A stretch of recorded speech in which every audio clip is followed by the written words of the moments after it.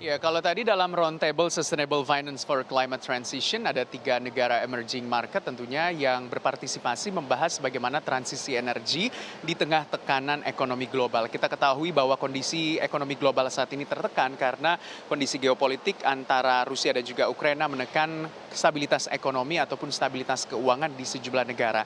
Tingginya angka inflasi juga turut menjadi sebuah tantangan bagi negara-negara emerging market untuk bisa keluar dari krisis yang dihadapi dalam negeri mereka dan juga secara global. Contohnya saja ketika kita melihat antara India dan juga Afrika Selatan yang dimana Menteri Keuangan kedua negara tersebut juga memaparkan bahwa memang secara kondisi fundamental ekonomi sedang tidak baik-baik saja. Memang kedua pemerintahan negara tersebut juga sangat memberikan subsidi kepada masyarakatnya agar bisa keluar dari jeratan tekanan ekonomi yang begitu besar yang menghantam di global.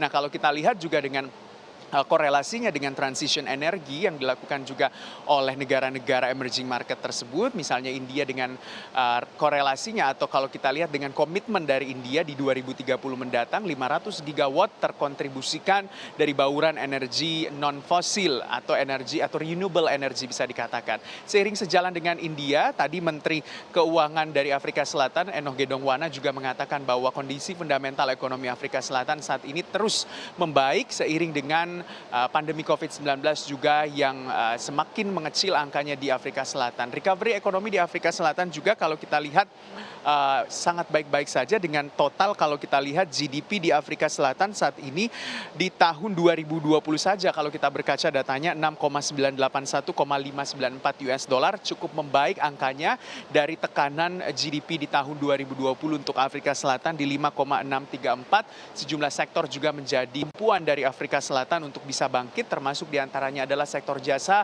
pertambangan, pertanian, dan juga sektor manufaktur.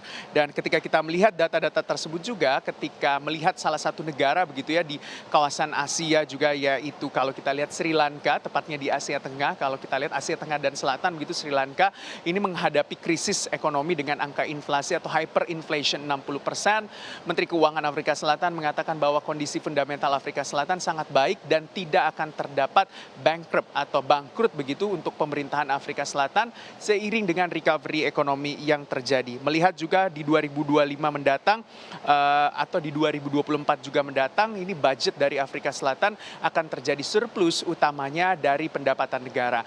Kita dengarkan pernyataan dari Menteri Keuangan Afrika Selatan, Enoch Godongwana. South Africa will not be bankrupt. That I can assure you. Our debt to GDP ratio has improved substantially. We anticipate that by the year 24-25, or if not 2023-24, we will have a budget surplus. So we're not likely to be bankrupt like Sri Lanka. The economy is recovery has surprised a number of analysts because it has surprised them upward in terms of. Demikian laporan saya dari Nusa Dua Bali.